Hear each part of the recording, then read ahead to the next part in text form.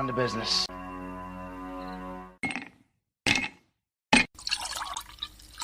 When he drinks, he thinks. That's the nectar of the gods, baby. Hello, everyone, and welcome to the #1 liquid-fueled, liquid lubricated show on the interwebs. This is the Whiskey Musings Broadcast, and I am your whiskey drinking host, Rick. So yes, tonight I am drinking whiskey. I know Wednesday I was drinking water. It happens. It happens.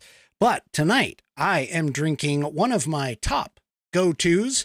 This is Jameson Black Barrel for tonight. Jameson Black Barrel. It's it's an Irish, and yes, I lean toward the Irish. This and Redbreast are my top two. Okay.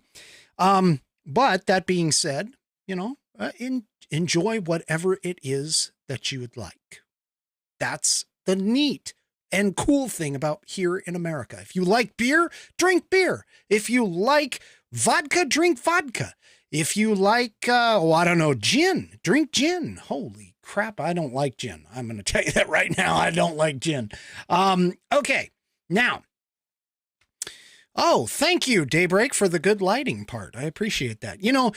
For those of you that don't know, obviously I am partial to Rumble. I do stream out to Facebook. I stream out to YouTube. I have looked into streaming at a couple of other places, but Rumble is definitely my home for many, many reasons, but especially because I have a wonderful following of Catriots over on the Rumble platform. Catriots, yes, Catriots are followers of the Mark K Show out of Florida. I've talked about him quite a bit. He did me a solid by boosting up my exposure, and I appreciate that. So I feel like I gotta kind of give him a little extra back.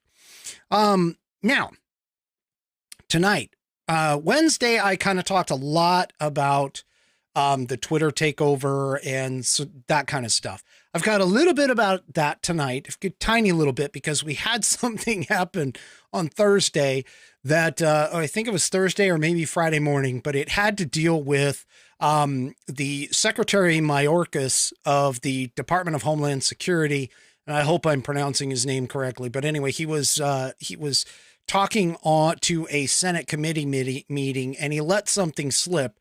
And all of the conservative podcasters, conservative media outlets have, jumped on it and have been talking about it. So I'm not going to spend a lot of time on it, but I have to address it because it is just one of those things. It's one of those things that I have to address.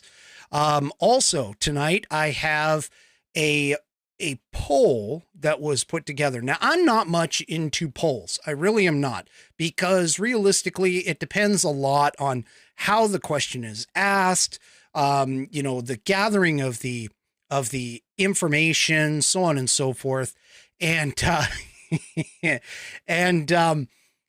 so because of that, I'm not really all that big on polls, but this is interesting. And the reason why is because this particular poll, thank you to the Bongino report that pointed me in the right direction. But this particular poll is taken once a month, and it's taken online, and it's taken from various places across the country. I'll get to that in just a little bit also. And then I think I have one other story, but for the life of me, I can't think of what it is. So if I get to it, I'll show you. We'll talk about it. I know I've got it in my listing here. I just don't have it in my memory for the show notes. So, okay. So,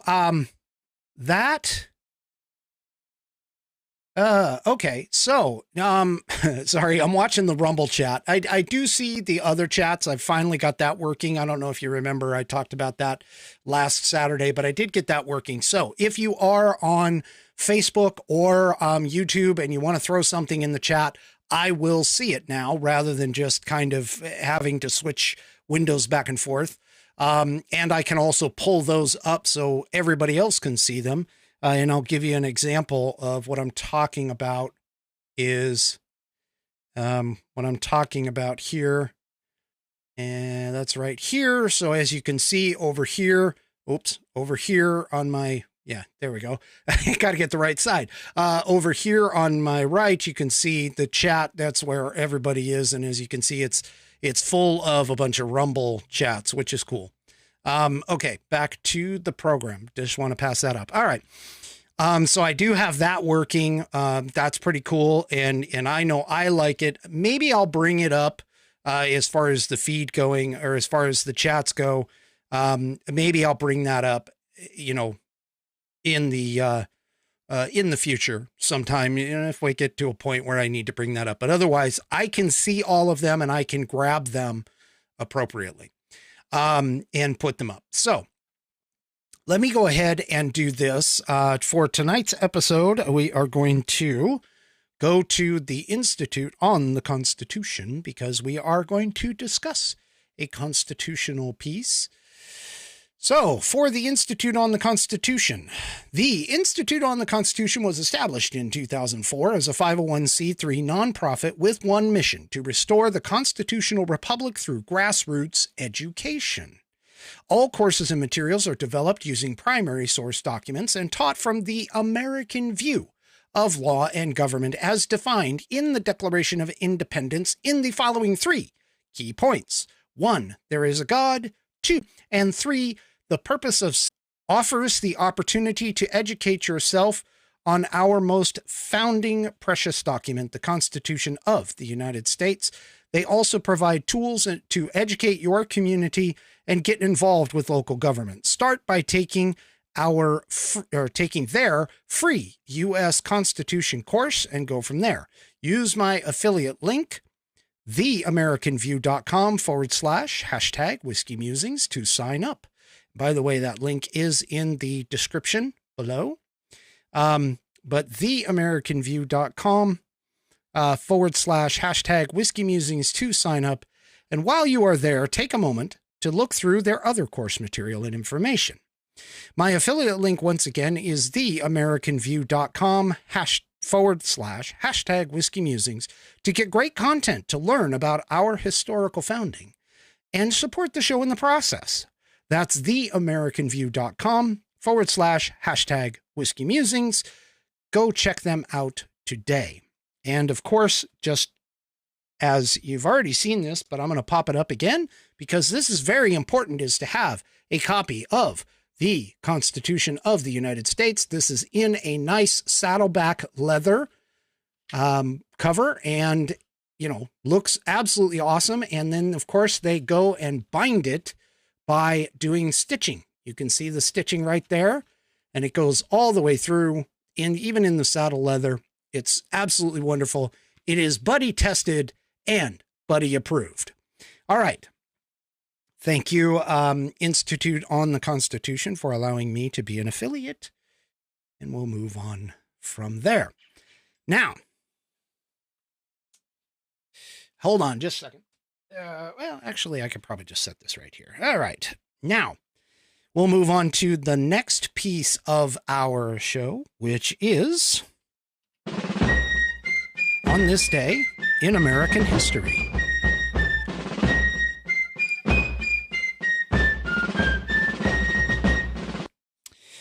All right, and today's date obviously is April 30th, and what we are talking about is, for tonight, geez, I keep forgetting to do this. This is coming from the American Patriots Almanac. This is a book that I did get on, Amazon. You can go out and buy it as well. It is a great source for little tidbits and facts about American history. And it's absolutely wonderful. So, okay. So April 30th, President Washington's first official act. On April 30th, 1789, George Washington took office in New York as the first president of the United States. I bet you didn't know that New York used to be our country's seat. Anyway. In his inaugural address, he began his duties by giving thanks to the Almighty for the blessings the new country had received during the Revolution and making of the Constitution. Here he quotes, I quote him, it would be peculiarly improper to omit in this first official act my fervent supplications to that almighty being who rules over the universe, who presides in the council of nations, and whose provincial aids can supply every human deficit, that his benediction may consecrate to the liberties and happiness of the people of the United States a government instituted by themselves for these essential purposes, and may enable every instrument employed in its administration to execute with success the functions allotted to his charge. In tendering this homage to the great author of every public and private good, I assure myself that it expresses your sentiments not less than my own.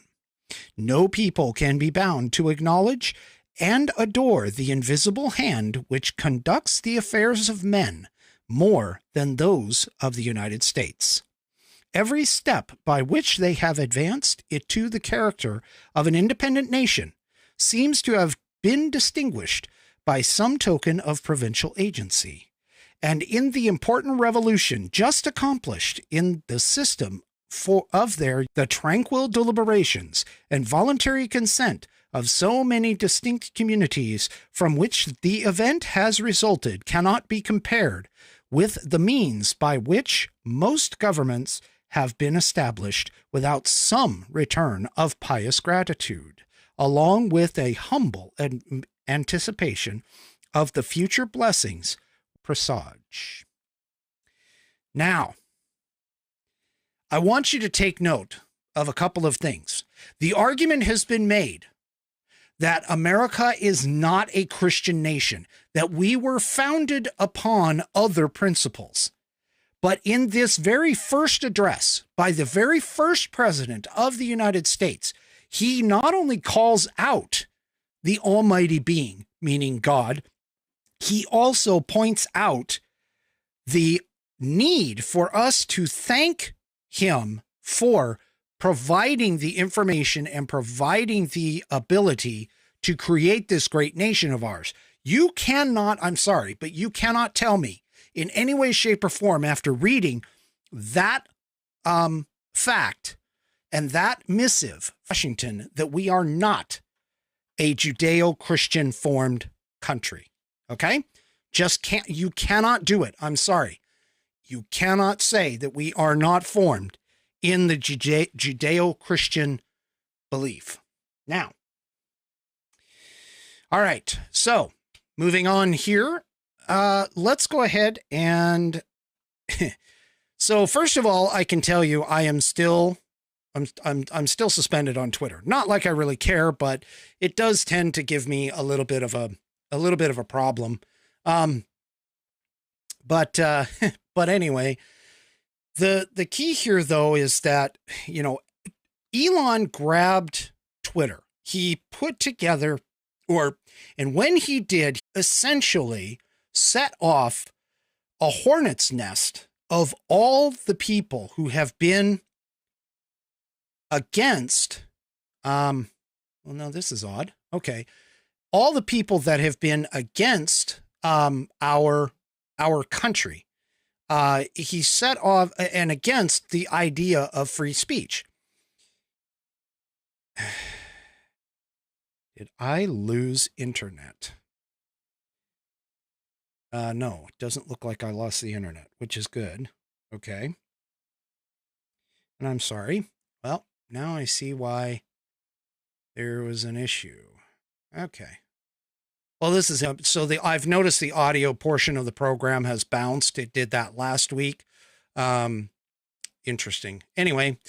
All right. So we have a government and we have the Bill of Rights. We have those rights were God-given. Okay. They are God-given rights passed down to us, for the express purpose of making sure that our rights are protected. And that was part of the one in particular that we're dealing with, especially on Twitter, or with Twitter, or with any of these social media programs, to be honest with you, is the First Amendment. And part of the First Amendment has to deal with the right to free speech. Now, free speech is the question with regards to, what can somebody say? And there's been a lot of arguments back and forth in talking about it. But I'm going to suggest that because of the fact that the First Amendment also covers the freedom of the press and free speech put together, that it's supposed to mean pretty much just about anything. They at the time they could do printing and everything else, which essentially would be, which again essentially could be construed as being allowed to reach into the digital world and deal with the social media platforms. Okay, so as I said, Mayorkas, DHS secretary, made a comment about setting aside a bunch of money for what is being called officially the Disinformation Governance Board. And immediately all of the conservative people, the American first conservatives, these constitutionalists, the ones that value our natural rights, our natural God-given rights, immediately jumped on it. And they started calling it the Ministry of Truth. And to be completely honest, the Ministry of Truth, in total reality, and I'm sorry, I just noticed that my network connection bounced a little bit. This is not good. This was supposed to be fixed by now. Okay, well, I'll continue. Hopefully everything will come out on the other side. So, this whole idea of a disinformation board and the concept of the Ministry of Truth comes out of the George Orwell book of 1984. And 1984 was written essentially as a warning of a very, very scary dystopian style totalitarian future. And this is something that is it's scary to all of us because, of course, many Americans, we hold the right to free speech as being a big big huge thing for all of us, because it's the basis of freedom. As Elon mentioned, having free speech is the basis of a democracy. To be able to express oneself and to discuss differing points of view in an open forum and an open square allows the people to listen and make sense and work through what is the best way forward when it comes to self-governance.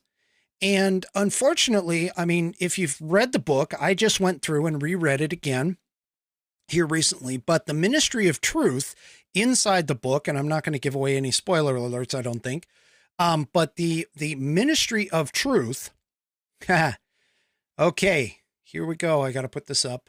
All right. So thank you, Daybreak, the Minister of Misinformation and Punishment. Thank you very much. I appreciate the super rant. I appreciate that. So the whole idea that the government is censoring the speech, and if you've ever read the book itself has things like the thought police, and they have the records department, and they have literally a building where a lot of people go to comb through things like newspapers and books to alter the past and alter the present in order to control the masses. And it's really prevalent in the idea that the people believe that they are at war with a make-believe continent called Eurasia, which is Europe and Asia kind of put together. And the book describes kind of where this is in. But toward the end of the book, they switch from being at war with Eurasia to being at war with East Asia. And because of that switch, the Ministry of Truth has to go through and scrub everything from the past in order to make sure that the only thing that matters is the present. And the only thing that is characterized within the book as being proper and right is the present. And there's no future, there's no past. I mean, the past has been changed. But the thing about it is the main character thinks about, what happens if somebody does remember this whole thing about the past and something that may have happened, like they were at war with Eurasia, prior to being at war with East Asia. And so, this is kind of where we're getting to this whole point of looking at the Disinformation Governance Board or the Ministry of Truth as being the big problem. And yes, Daybreak, like I said, it is from the, It is from the book titled 1984 by George Orwell. Okay. It's a really scary book. If you're reading stuff like this, if you read it and then you apply it to today's thing, because if you've ever heard the phrase Big Brother is watching you, that's the book that it comes from. Okay. So anyway, the point is that this disinformation board, causes a lot of people some concern. And if you've ever seen the movie Enemy of the State with Gene Hackman and Will Smith, in that, Will Smith's character's wife, and I'm sorry, I can't remember the actress's name, but she asks the question because they're talking about formulating within the movie, they're talking about formulating a committee that would go through and monitor electronic surveillance. And she brings up the point, well, if we start with one monitor, then we have who's going to monitor the monitors, and then who's going to monitor the monitor of the monitors. And this is kind of where we're sort of at. This Disinformation Governance Board starts us down a very, very slippery slope, because the first question that you have to ask is who is going to sit on the board and who is going to attempt to govern free speech, and what is disinformation, as we found out just recently. I mean, and by recently, I'm talking just within the last 2 years. The information about things like the Hunter Biden laptop was, in October of 2020 was dismissed as disinformation, Russian disinformation in particular. And here we are 2 years, not even 2 full years later, and we're finding out that it actually does exist. It actually is true. And, there's some very pertinent information on it that could lead to a bit of a problem when it comes to our president, our Pino Biden, being involved in something that is highly illegal. And, so that's the key here. It's not so much that it's a disinformation governance board or whatever. It's just like Dan Bongino talks about. The left doesn't seem to understand that when you put something out there, the follow-on question for you should be, and then what? So we've put on this Disinformation Governance Board, which reportedly is only supposed to be focused on things like immigration, as an example, as communications regarding immigration. Yet, where does that end? Is it only going to be immigration? Is it going to be, okay, immigration, and then let's say, oh, well, we can't talk about, the president itself? Because in the First Amendment, we also have this thing of being able to petition the government for a redress of grievances. And this could be considered as a form of speech, because you're actually going to the government and saying, hey, you guys have wronged me. So that brings up the whole piece of, is this unconstitutional? And I'm going to tell you right now, just based off of the reading of the First Amendment and understanding the Constitution as it sits, this is an unconstitutional thing, because what this is doing is this is censoring speech. Now, like I said on Wednesday, speech itself, and free speech in particular, sometimes you're going to have to allow speech that you probably don't like, that you don't care for, that may even be false. But the moment that you start to hammer down on that kind of things, on that kind of stuff in speech, then it starts to expand. You give somebody an inch and they end up taking a mile, is the old adage. And that is going to be true here. Now, the question that I actually have is in regards to the Department of Homeland Security, the law that actually allowed the president to set this thing up, just like OSHA, where Congress is the one that's supposed to make the laws.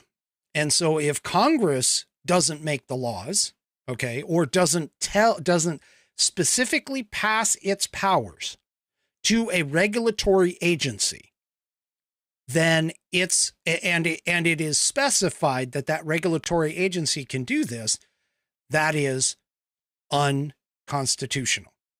Okay? Keep that in mind, because that's exactly how the Supreme Court ruled when it dealt with the OSHA vaccine mandates to all the businesses, and saying that all employees had to get a COVID vaccination. That's what the Supreme Court talked about, is that OSHA specifically, in the law that created OSHA, did not have carte blanche powers to cover those people, and especially to cover those people, meaning the employees, when they are not at work. And so that is where it got ruled unconstitutional. That's the crux of what we're talking about here. Never mind the fact that, the First Amendment says or talks about free speech. We also need to understand that the DHS setting up this board might be a bit of a problem. So keep an eye on it. I'm going to watch it, and I'm going to bet that what you're going to find is that there will be somebody that challenges this particular thing and causes it to be unconstitutional. And in fact, I would not put it past Super Governor Ron DeSantis to go ahead and do this. Check this out. This came up Friday, and it popped up in the Epoch Times. I have a link to the piece in the description. Okay. So DeSantis says Biden's disinformation board is not acceptable in Florida. Okay. Now, keep in mind that our government, unlike others, our government is supposed to actually be sort of like a pyramid, meaning that at the very bottom of the pyramid are the people. And then just above that is local government, meaning your cities, your counties. Okay. Then you go to the next step up, and that level of government is your state. And it's getting smaller as the higher that we go. And so you end up with a situation where you end up in a situation where the federal government is up at the top. Yes, it's at the top of the pyramid, but it's also the smallest part of the pyramid. And that's the way our country was designed to work. Okay.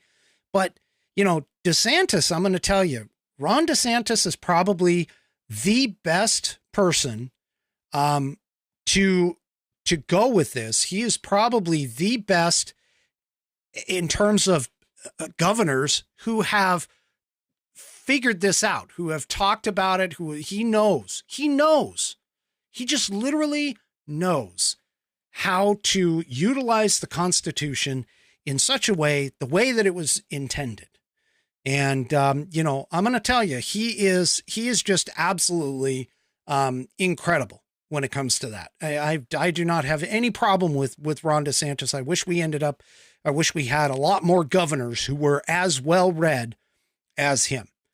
Now, let me go back to here. All right. So that's enough about the free speech and the Twitter. I've also, just as a little side note, I've heard, but I haven't confirmed. I've heard that there might be a snag in Twitter's, in the sale of Twitter. I certainly hope not, because I really, really, really would like to get back on Twitter. Even though I don't really care, like I said in the beginning, it's a shot for free speech. And that's what I'm focused on, is the shot for free speech. Now let's move. We're going to table that. I'm going to take a second and take it into this little. All right. We're going to table that. And now, the one thing about the Biden administration, and they are living in a dream world. I mean, seriously, they are not listening to the American public. They're not listening to their polling factors. In fact, even CNN released, and I don't have any video of this yet, but CNN released a thing where they were polling the normal Democrat base, and the normal Democrat base is the young Americans and persons of color. And so those people, in terms of their support for Biden, have dropped quite a bit. It may not seem like much in terms of numbers, but considering the historical support that the Democrats have pulled from those couple of bases, any little bit of change on the Democrats' side of the House can cause a huge upset when it comes to voting especially in November coming up, but also in 2024. Now, this survey, like I said, is an online survey. So it's the responses are coming from all over the United States. And this survey is taken once a month. You'll see in the graphs I'm about to show you, some of the graphs are like a line chart. And so those line charts have little dots, and each dot is basically when the survey was done. Now, let me go ahead and bring this up. Oh, goodness. There we go. Okay. So this screenshot talks about the survey method. Okay. And the survey, it tells us the survey was conducted, was conducted online within the United States from April 20th to 21st, 2022 among about 1,966 registered voters. And this comes from the Harvard Harris poll. Okay. So this is a 1-month deal. You can actually go to their website. I've got the link down below. Buddy, if you don't know, Bonnie is over on YouTube and has said hello to you.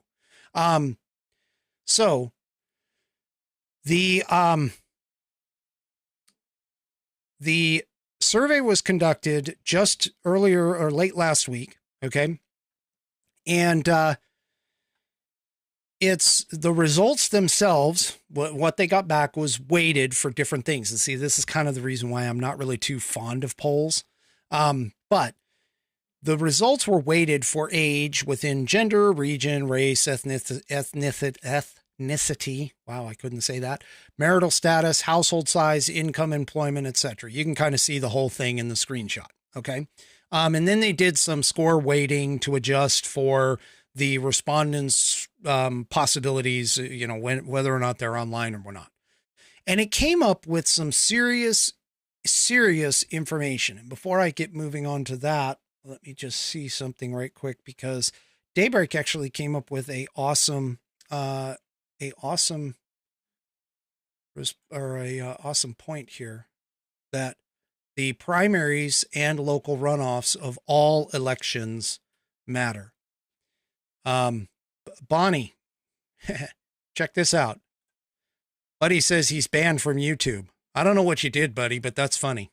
I'm sorry. You've been banned from YouTube. I've been suspended supposedly from Twitter, although it's been over 2 weeks. But anyway, so yeah, so let me pop this up. There's Bonnie. Bonnie saying hi. Good evening to you. Okay. So to get back to the poll, I've pulled about 20 screenshots out of this poll, and I've put a link in the description, and it talks about, it talks about several things that are out there. In particular, things about like immigration, the inflation policy, and some of those things. So we're going to go through all of these, and just bear with me. It's about, like I said, it's about 20 different slides, but I'm going to try and go through them quickly. Okay. So the first one is, how strong do you think the U.S. economy is today? And if you look, the blue is strong, the red is weak. And if you'll notice throughout, and I don't know if you can see down at the bottom, but down at the bottom, it starts at February of 2018 and goes February, March, so on and so forth. And it goes through every single month, and it shows you, based off of the 2,000 or so respondents that they get, what the percentages are. Now, all the way up until March of 2020 is where we ended up getting the crossover. And so this is interesting, especially because of the fact that, we had COVID-19 during some of this time, but a lot of people, at least in the beginning of 2019, were and even toward the end of 2019, were still thinking, hey, our economy's going well. And then all of a sudden we had this switch, and this switch happened. And now all of a sudden we've got some issues. And then we kind of go along, and this, I'm going to guess those issues are probably due to the pandemic. And then we go along and we have a quick swap again in terms of the lines, starting in March of 2021 and going April, May, June, roughly. And then July of 2021, where they swapped. And then in September of 21, they flip again. And as you'll notice, they are still staying apart. So this is kind of interesting. This is kind of interesting in the fact that, a lot of people are starting to look at this, and they are not that confident in the economy today. And we're looking at, 60%. Roughly versus 40% right now, versus thinking the economy is strong, weak versus strong. The weak, 60% of the respondents think it's weak, 40% think it's strong. Whereas if you look back during the last tail end of the previous administration, everybody was in the strong. The lowest percentage there was 62% in December of 2018. And, it was very, very strong in people's thought process in terms of the economy, for the U.S. economy for that time. Now, let's go to the next one. So this question is, what would you say are the most important issues facing the country today? And you were supposed to select 3 of them. Well, out of that, you can see the top issue out of everyone selecting 3 comes up with price increases and inflation. The next one is economy and jobs. Next one down is immigration. The next one down is the coronavirus. Then you have crime and drugs, which actually increased 3 points from the month before. Then you have healthcare. Then you have terrorism, national security, environment, climate change is at 15%. And national debt, federal deficits, federal budget deficits. You start moving down the list, and the funny thing is that down toward the very bottom, what is it? Like 1, 2, 3, 4, 5, 6. So 6th one from the bottom is political correctness and cancel culture. And 4th from the bottom is January 6th. This whole idea of an insurrection. Then you have the policing down further. Then you have civil disorder down further. And this is the thing, is that the American people, based on this, are not interested in a lot of the things that the Biden administration has put on the back burner. I mean, if you look at like immigration, third one down from the top, they want immigration, and they want some relief on immigration, and I've got some screenshots that show you that. They're not that interested in January 6th. They're not that interested in political correctness or cancel culture today. So women's rights is kind of in the middle. Race relations at about the same 7%, kind of in the middle. Income inequality, 8% of the respondents listed that as, one of their most important issues. The Biden administration is out of touch with the American people, and this is their biggest problem currently today. And this is part of the reason why, if they continue to push these agendas, that they're going to end up in a very, very poor spot, if not losing outright in November. Okay, now comes the question of, is Joe Biden mentally fit to serve as the president of the United States, or do you have doubts about his fitness for office? This was kind of pretty close. It was within the margin of error, so that's why they call it a split sample. But you've got 47% are saying he's mentally fit. 53% are saying that he has doubts about the fitness. Now, the next question, do you think Joe Biden is showing he is too old to be president, or do you think he is showing he is fit to be president? A little under 2/3 of the people who responded to that question are questioning not necessarily his mental fitness, but they're questioning his age. He is showing that he is too old, 62%. Showing he is fit to be president, 38%. Okay. Now let's move on to the next one. Now, this was a hypothetical question that was thrown out there. If the 2024 election for president were held today, and it was between Donald Trump, the Republican, and Joe Biden, the Democrat, who would you vote for? And this is kind of interesting. We have a 45% for Donald Trump, 43% for Joe Biden, and a 12% margin saying they don't know or they're unsure. So that's kind of interesting. There seems to be an almost even split here, with 12% basically saying that they have no idea. However, if the 2024 election were for president, hypothetically, were held today, and it was between Donald Trump, the Republican, and Kamala Harris, the Democrat, who would you vote for? Now, this is interesting because, of course, when we talk about the unfitness of the president, there is a possibility that he could either be taken out by the 25th Amendment or possibly even impeached if the Republicans retake the House and the Senate in 2022. So this stand-up shows that 47% would be for Donald Trump, 41% would be for Kamala Harris. And again, you've got that 12% who say they don't know or unsure.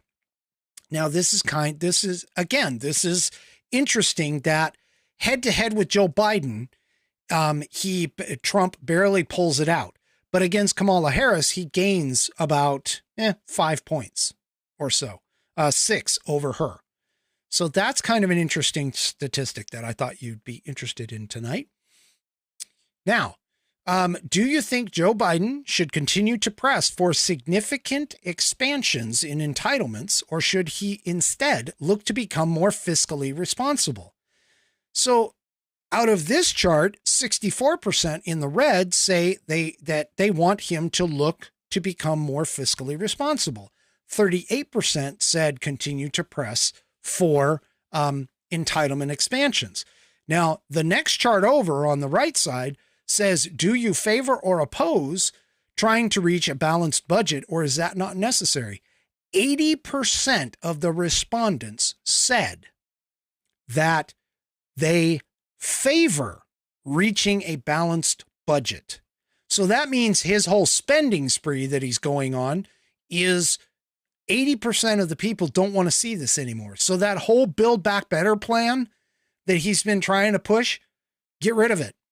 80% of the respondents said they favor reaching a balanced budget. 20% obviously opposed. Next question.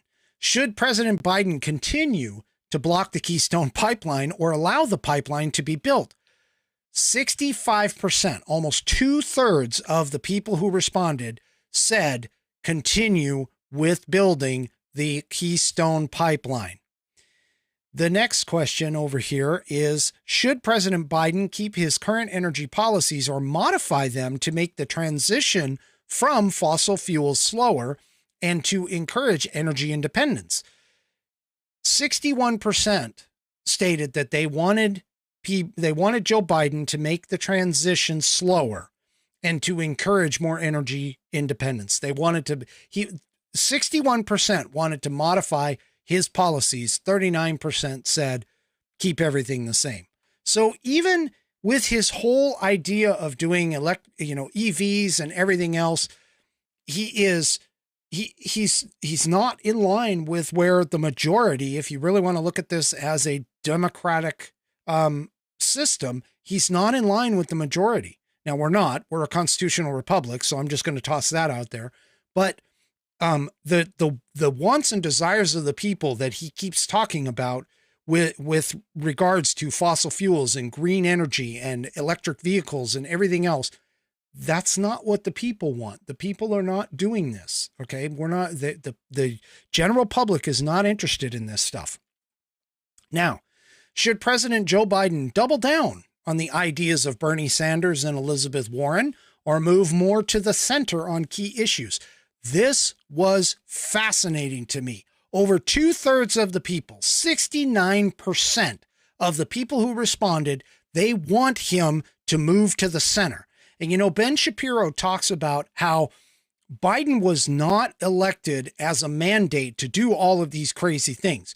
Biden was elected as a mandate to get Trump, who was admittedly a narcissist and a very, I don't know, kind of a whirlwind of things. They wanted Biden to be more of a centrist, to be more likable Joe. Okay. Not this crazy left-wing, got to push all of these crazy left-wing ideas. They didn't want that. Ben Shapiro calls that all they wanted was the old man to go to the basement and just, keep everything the status quo, don't get all crazy, et cetera, et cetera. And this just, this shows basically that he's going against the American people. So now this is crucial.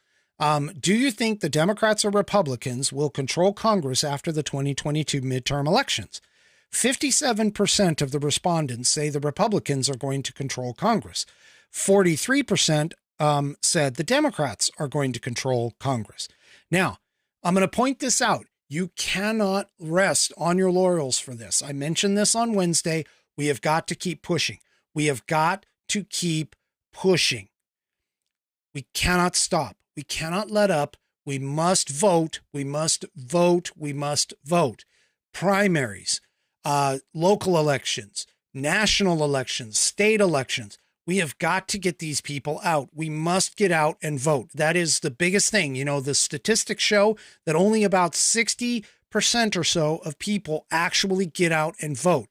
If we come out in force and just overwhelm the system and get out and vote, it's going to be very difficult for any shenanigans like what happened in 2020 to go forward. Okay? So get out and vote. Vote, vote, vote, vote, vote. All right. Overall, how serious of an issue do you think inflation is for the country right now? Now, they broke this down into 4 answers for those of you that are on the audio side. Very serious, somewhat serious, not too serious, and not at all serious. 60% exactly said that they feel that inflation is a very serious problem, and that 33% even added to that by saying it's somewhat serious. So we're talking about 93% of the respondents are concerned about inflation, and they think it is a very serious issue. Now, what is primarily to blame for the surge in inflation? And they broke this out into 5 options: Biden administration, Vladimir Putin, Federal Reserve, Saudi Arabia, and the other. And the primary blame came back at the Biden administration, with 48% of respondents answering that, saying the Biden administration is the one that's doing it. So the American people are not buying into the Vladimir Putin thing, not in mass. However, 24% believe that Vladimir Putin is the cause or the primary blame for the surge in inflation. I don't know where they got those 24 people. Those 24 people, I'm sorry, are just, they're off their rockers. They're not thinking. They don't have 2 brain cells to rub together in their head, and as far as I'm concerned. 16% responded with the Federal Reserve. There was it looks like 9% or so, or actually, 1% said Saudi Arabia. The other 9% said other. They didn't even know. So, what's scary is the fact that 24% think that Vladimir Putin, with his war over in Ukraine, is the cause of our actual inflation. I'm going to guess those people are probably CNN watchers. Okay. Do you think, so this is talking about immigration. So do you think the number of border crossings by illegal immigrants has increased, decreased, or stayed the same since President Biden took office? 61% of respondents said it's increased, 12% said it's decreased, and 27% think it stayed the same. Probably those 27% didn't know the numbers ahead. The next question is about 200,000 immigrants, 200,000. So that's 200,000 immigrants are crossing the southern border each month, and over 2 million came in illegally in 2021. Given these numbers, should the administration continue its current policies or issue new, stricter policies to reduce the flow of people coming into the country? And this is what Mayorkas was actually on the Senate floor. These are some of the questions that he answered in terms of what is the process moving forward? What are they thinking of doing? Especially dealing with Title 42, which there's a question about that here coming up in a second.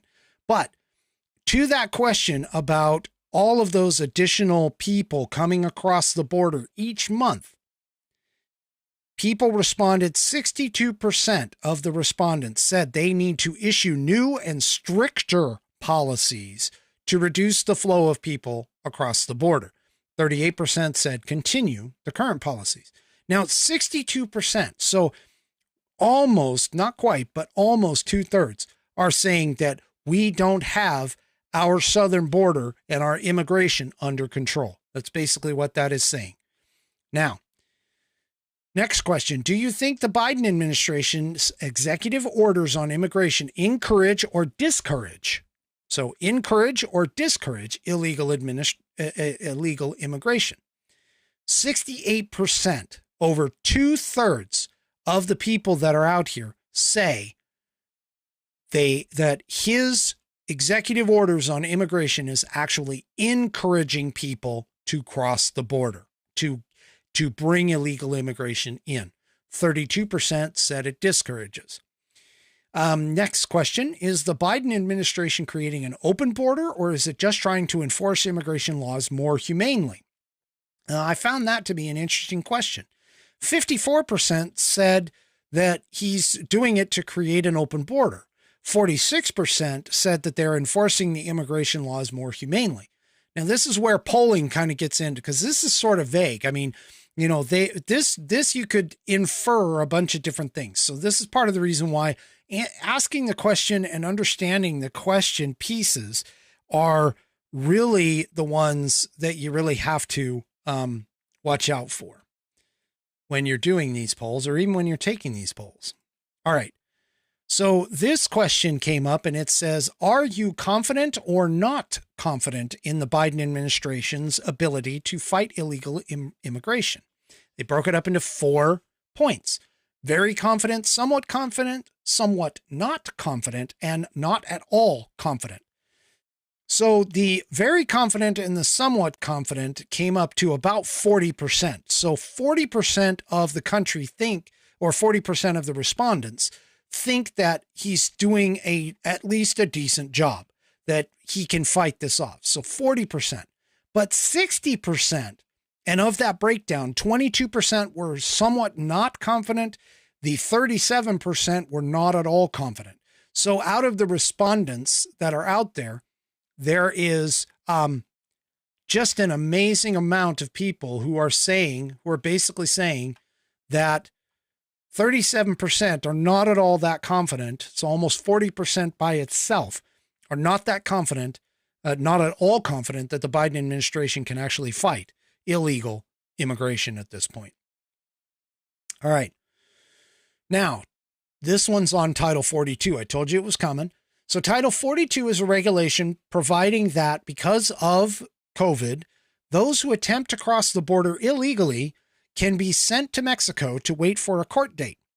And the question was, do you think that provision should be continued and those asylum seekers kept out of the U.S.? Or do you think the rule should be repealed and those migrants allowed to come into the U.S. to wait for a court date? And this I found extremely interesting because of the fact that 80% of the respondents state that they want to continue Title 42. And how they broke that down, there's a little chart. If you go to Rumble, my Rumble page, you take a look, they broke it down in Democrat, Republican, and Independent. It is overwhelming, regardless of political party. It is overwhelming the numbers of people, Democrat, Republican, and Independent, who all stated that Title 42 should be continued.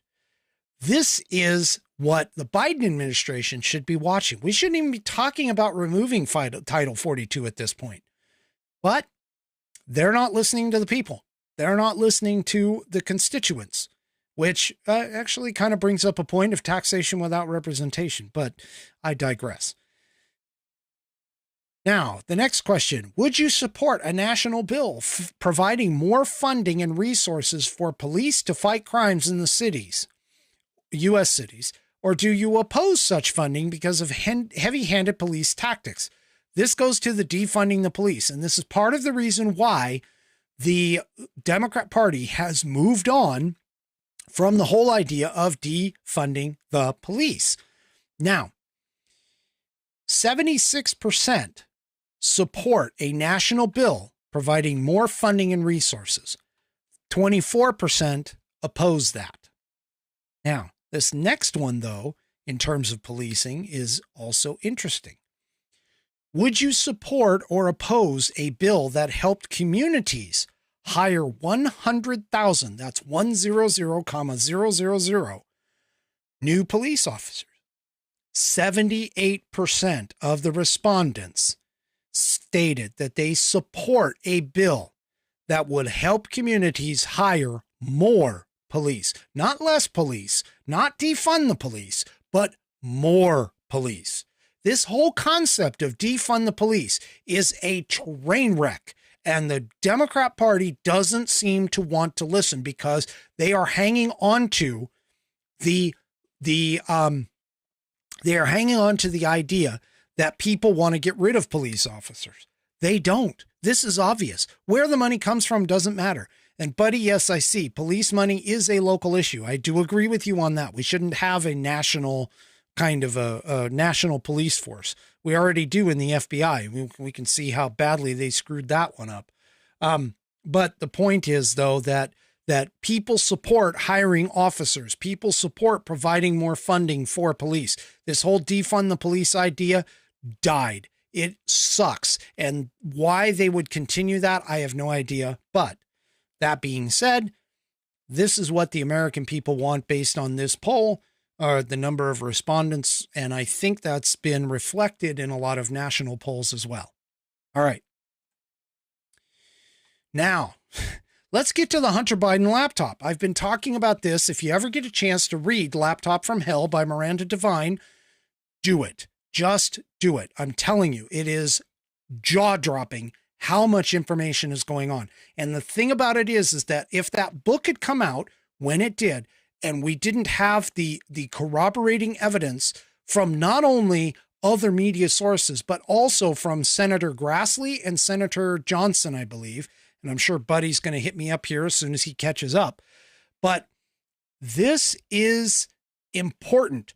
This gives a reflection of what could have happened had the information come out in October of 2020, right prior to the election. If the New York Post had been allowed to post that story on Twitter, this would have, I think, changed the flow of the election, assuming, of course, that the election was not completely rigged.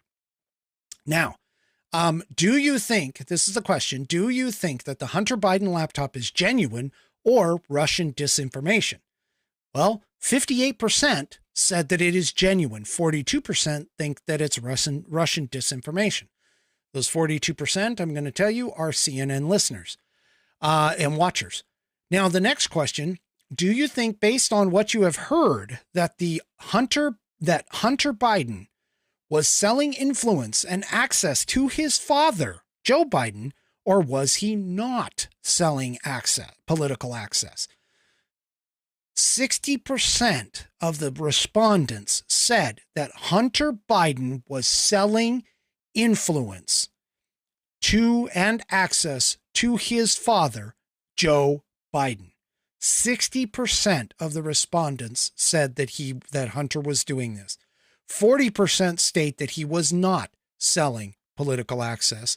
I don't know what they think that he was selling, because I can tell you, Hunter Biden's history is not the most stellar, especially in the oil business and some of the other businesses that he was involved in. But 60% of the country say that he was selling influence. Now, this next question is going to really toast your bagels. It's going to really toast your bagels. Based on what you have heard, do you think Joe Biden was part of Hunter Biden's business on behalf of Ukrainian, Russian, and Chinese interests, or not? 58% of the respondents said that he was part of Hunter's business. So his standing up on the podium and saying, I did not know anything about my business, people knew. They knew. Okay. Now, the next question, do you think Hunter Biden paid his taxes on the millions he received from foreign interests, or did he not pay his taxes until under investigation? 61% believe that Hunter Biden did not pay his taxes. 39% believe that he paid them. 39%, I don't know who you are, but you are delusional. That man did not pay his taxes. I'm fairly certain he didn't. Most of the elites that are out there don't, except for the ones that are honest and actually show taxes and show tax receipts and everything else. Most of them, I'm going to guess, especially those in the Democrat Party, don't. I mean, we can look at, Reverend Al Sharpton, for one. Joe Biden, even by himself, just recently, we figured out that Joe Biden himself is missing like $5 million out of what he claimed that he made. And I've got to go over here. I've got a super rant. Wait a minute. Let me catch up to where it is. There it is. So thank you, Daybreak. Once again, you have done a wonderful job. My reference, she says, Whiskey Musings, your reference to 1984 has to be the reason for these stats. Well, I'm not going to take credit for that, but I can tell you this much. 1984 is a very, very scary dystopian novel that you should read. It is probably one of the books. In fact, Ben Shapiro does a Thursday book club. That's part of the reason why I read it, because I am a part of that book club, even though I'm not following him directly. In terms of each month, I'm behind, just to put it mildly. But he did recommend it. I picked it up. I reread it, and it is just jaw-dropping, because all of the stuff that you see that's going on here in our country today is pushing toward that dystopian style totalitarian future. So it's a very scary, very, very big warning that I think everybody needs to take into account. All right, back to the poll. Okay, if in fact, this is the question, if in fact Joe Biden secretly participated and facilitated Hunter Biden's influence peddling business, do you think that might be an impeachable offense or not impeachable? Over 2/3, 67% of the respondents stated that if in fact Joe Biden secretly participated, I can tell you he probably did, and facilitated Hunter Biden's influencing peddling business, we're getting information out now that is basically demonstrating that this did happen. 67% are saying that it is impeachable. It is an impeachable offense, which is why I think a lot of people don't realize this, but in 2022, if the Republicans get into and hold both Congress and the Senate, it is very likely that we could actually see not only an impeachment like what we saw with Donald Trump, but we could very well see a removal of a sitting president within our lifetime. The last one would have been Richard Nixon if he had decided not to resign. But in this particular, Bill Clinton was impeached, but the Senate did just like what they did with Trump. They decided not to remove him. And that's the way our Constitution has it set up. The House does the impeachment. The Senate decides whether or not to remove. But I seriously think that we could be looking at a impeached and removed president should 2022 go the way that everybody thinks it's going. All right. That is the last of the charts. And I know, thank you for hanging on. That was a lot. I kind of hate death by PowerPoint, and that pretty much was it. So I apologize for that, but it's really, really good information, really important that we look at that. And we take a close look at what is going on with the polling data versus what the White House and the mainstream media are telling us about the flow of the wind. Now,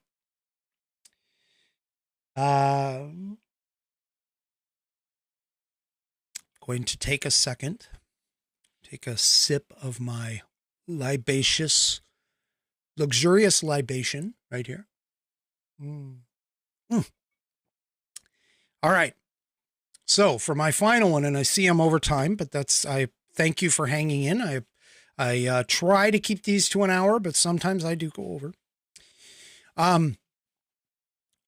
The Epoch Times actually put out another piece, and this one kind of scares you in light of the fact when you correlate this with the whole thing about the disinformation board, and that kind of stuff. This is just going to toast your bagels. I'm telling you right now, it's going to toast your bagels. Let me see if I bring it up, if I get it, and I don't. So it must be this one. Oh no, it's not. Let me hold on. Hang on, guys. It's this one. Here we go. Yeah, and I'm sorry for that. You saw for a minute, you saw my connection to Spreaker for the audio side of the program. But this is scary. This absolutely scares the crap out of me. So one thing that you need to understand is that in the Constitution, we have a right to protect ourselves against warrantless searches. Okay. It is part of our Fifth Amendment right to keep quiet. Oops. And I believe it's the Fourth Amendment is the unreasonable searches and seizures. Let me just confirm that. I'm not, there's Article 5. Nope, that's wait. Where's my amendments? Here we go. Okay. So the Fourth Amendment, yeah. So the Fourth Amendment states, geez, I can't see it. Give me just a second. All right, here we go.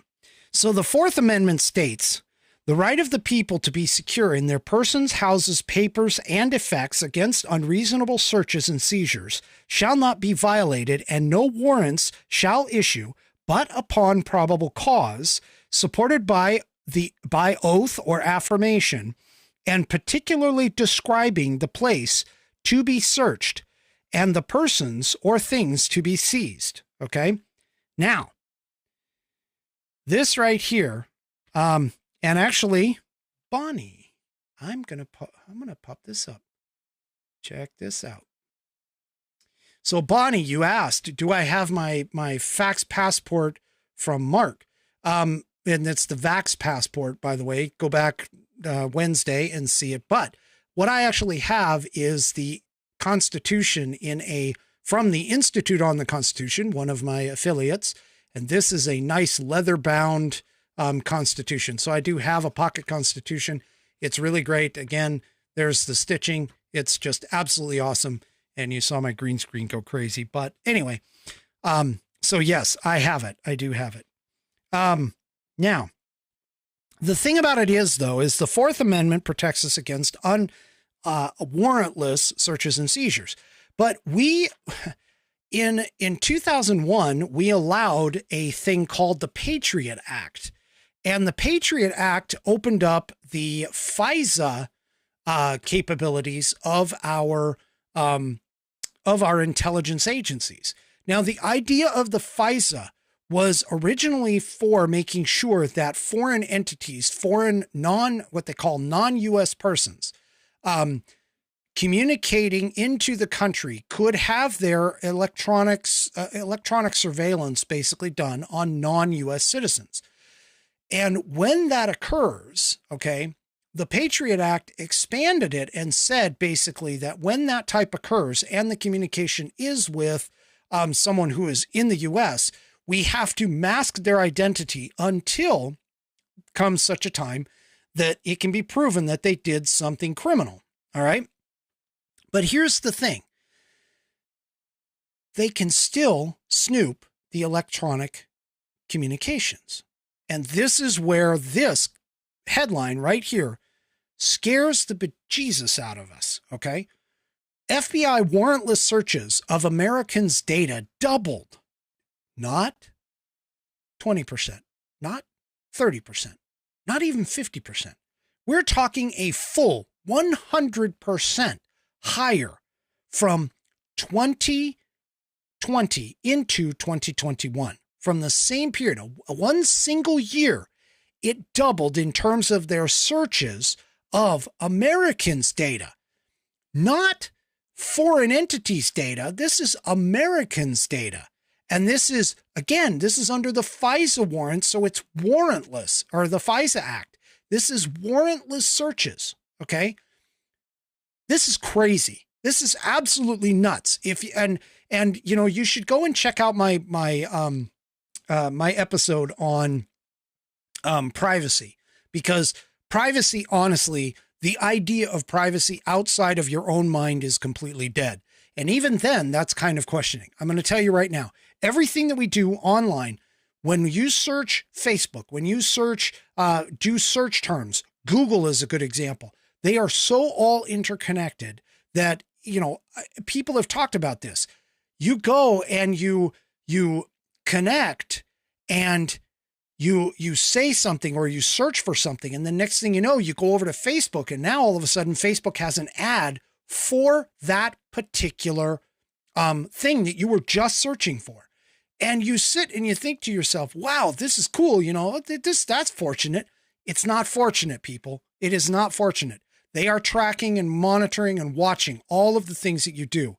This is part of the reason why Dan Bongino talks about a VPN. I can tell you, ExpressVPN, they are not a sponsor, although it would be cool if they would, but I use it. I do use it. It anonymizes my data somewhat from the point that I start it to their servers. And when they kick it out onto the internet, there's no way of knowing whether or not I'm here. But the thing about it is that, and in actuality, Bonnie, I'm going to correct you. It wasn't Obama. who started this. This was back in Bush when 2001, when 9/11 happened. That's what's kicked off the Patriot Act, which expanded the ability for our intelligence agencies to go out and do a lot of these searches, especially against Americans. Originally, it was against the NSA, and that were just focused on foreign entities. Now they're focusing not only on foreign entities, but they're also picking up people from Americans' data. Now, the funny thing is Tucker Carlson got scooped up in a sweep like this. And, if you have any questions, you can go to Tucker Carlson's page and everything. You can watch for that. He talked a whole thing about it, how he got picked up in a sweep from the NSA and from a FISA warrant on that whole thing. But this is scary. This is scary. Now, I do want to clarify, okay, that even though the searches doubled, it doesn't necessarily mean that the number of Americans being picked up doubled, because the way that they work this, and I've got a link to the actual report, and I've got a link to this article, but just so you understand, the way that they classify this is that if a search term came up, let's say 5 times, 3 times on one section, 1 time on another, and 1 time on another. Okay. That 5 times, because it came up on three different times on the same, let's say the same service, they count that as 3. Okay. So, and it would be on the data, the number of hits off of the data, not necessarily the number of hits off of any individual American person. So let's just say, for an example, so we can kind of understand the counting of this thing. Let's say somebody like myself searched about 5 different terms, used 4 different agencies to do those 5 terms, and you end up wrapping around, so now you have 4 and 5, so that's 20, and 20 of them are all pointed at me, versus somebody else may only have 1 or 2 search terms, so they have 2, but it came up in the data as being 20 counts and 2 counts, let's just say, for an example. Okay. I hope that didn't screw you up. I didn't have a really good graphic for explaining that. But anyway, the point is that from 2020 to 2021, the number of times that FISA and FBI warrantless searches, they call them Section 702, was actually utilized was doubled. Now, the number of times in that same period that these warrantless searches actually resulted in a criminal act or whatever, came up, if I remember correctly from the report, came up to 0. They didn't even generate a single, criminal engagement or criminal trial or anything like a criminal investigation period off of these warrantless searches.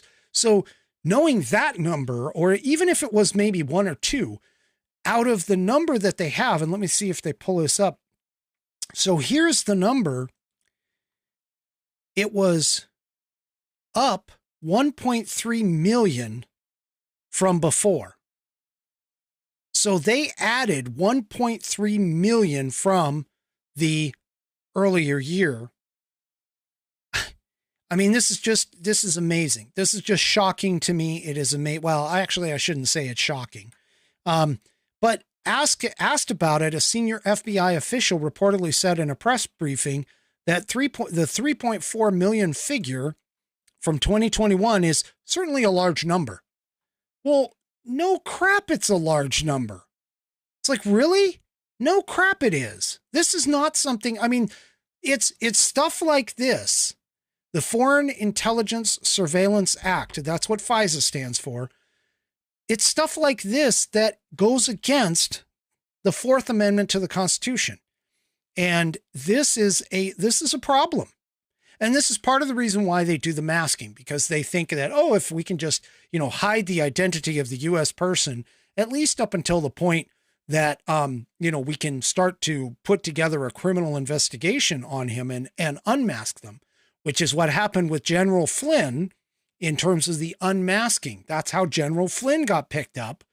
And of course, later got to talk about the correct article. He was later exonerated, but the point is that this is just crazy. I mean, our government, the Department of Homeland Security issued a national warning or national alert talking about people in parents going to school board meetings, and those who are domestic terrorists. They called them domestic terrorists, people like myself, who simply talk the truth, who simply bring and question our government. We're considered terrorists. And I pulled that up in one of my other episodes as well. But, this is nuts. This is starting to get to a surveillance state, which again goes into that 1984 thought of the thought police. So even if you have and express yourself like I do on this podcast and broadcast, now I'm fairly certain that I'm probably watching. I'm probably being watched. Wouldn't surprise me any, especially now that I've had, Twitter has gone and suspended me. But, this is scary stuff. This is totally scary. And when you collaborate this or correlate this with the development of the Disinformation Governance Board, and especially the person who's running that board, which I don't know if anybody knows, but she actually bought into the whole Russian collusion hoax. And she believes, even to this day, I think, that the Hunter Biden laptop is Russian disinformation. I mean, this is some scary stuff. And we talk about, the slipping away of our society, and we talk about all of this stuff, and it's right here. It is right here, right now. We are in a culture war. It is a culture war, not of Democrat versus Republican, but it is a culture war of Americans and American independence and freedom versus what Mark Levin likes to call the statist. And that includes all of those people who are, fascism, communism, socialism, any of those. We are in a culture war. We are in a war right now. You want to talk about a civil war? This is the precursor to it.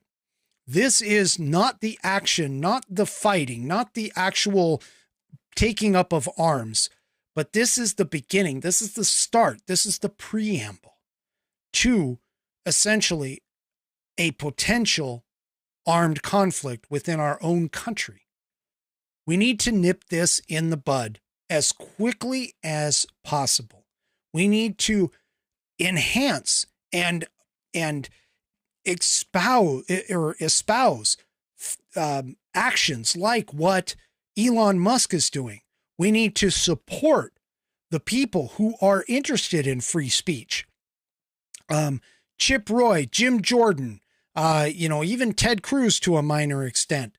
And we need to support those who are speaking out against these people. And yes, I missed one. I missed one of the ists. I did. Buddy reminded me here. Buddy says Marxist. That's right. Socialist, communist, Marxist, all of those ists. And we need to support people who are sounding the alarm, and we need to make sure that we get involved, especially at the local level, but even further than that, we need to make sure that we vote. I know it sounds funny, but we have to do that. I mean, voting is one way that we can peaceably attempt to take back the social aspect or the culture aspect of our country. We need to start fighting against and bringing back intelligence in our education system. We need to stop going after all of these social justice ideas and focus on reading, writing, and arithmetic. We need to start talking about the wonders of this country, how great it is, how far we've come, even with our battle scars and our bad days and our issues like slavery and some of the other things that have occurred in our history. But we need to preserve that history, good or bad, in order to be able to teach our young people what this country's greatness actually is. The founding fathers gave us the foundation that we need to make this country great in the Constitution of the United States. We now need to carry the torch because, as Ronald Reagan said, freedom is never more than one generation away. And that is my final Whiskey Musings thought for the evening. You know, I got to tell you, I appreciate all of you guys for coming out. I appreciate the super rants. I appreciate all that. I am the most horrible self-promoter. Okay. But if you don't want to give, don't want to do like a super rant or something like that, or you're watching and you don't have an account, you just want to help out the show, I've got a great way to do it. Right here is the Whiskey Musings logo gear. And this is at the store, my store called Store. It's at, and unfortunately I didn't put it in the show notes, but it's store.whiskeymusings, all one word, all lowercase, .online. Once again, go to the website, store.whiskeymusings, all one word, all lowercase, .online. Scroll through it. I saw somebody picked it up. I have a feeling it picked up a pair of leggings that has the Whiskey Musings logo on one of the legs. I've got, sweatpants, sweatshirts, t-shirts, things like that. I have a t-shirt that has my catchphrase that I don't use often enough. And it's, when I drink, I think. So there's a lot of stuff like that. Even if you go and just buy like a Whiskey Musings mug, I've got Whiskey Musings mugs. I've got stickers. There's some low priced items in there. There's some other items. I've heard the gaiters from a very reputable source that the gaiters that are in there are absolutely primo stuff. I am going to warn you, because it is a print when order item, that it will take a little bit of time for it to get printed and shipped to you. So don't freak if it doesn't come right away. Okay. I think at the average, it's like 4 to 6 weeks or something like that. But if you want to support the show, go to that. If you want to support the show by getting some American gear, go to the Institute on the Constitution and pick up a good old Constitution in, the saddleback leather. If you want, you can also support my other affiliate with the National Concealed Carry Association. You can look there.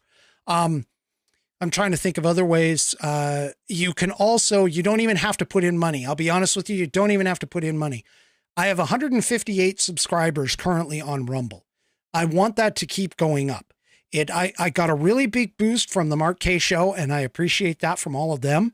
But I want to keep growing. I want to grow this channel. I want to get the message out. So do me an absolute favor. Even if you can't do money wise, just tell somebody about the show, pass it on to other people.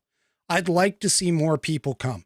If they can't do Rumble or they don't like Rumble, they have problems with Rumble, I also transmit on YouTube. I have a page on Facebook, and as long as both of those places allow me to transmit, I will continue to transmit there.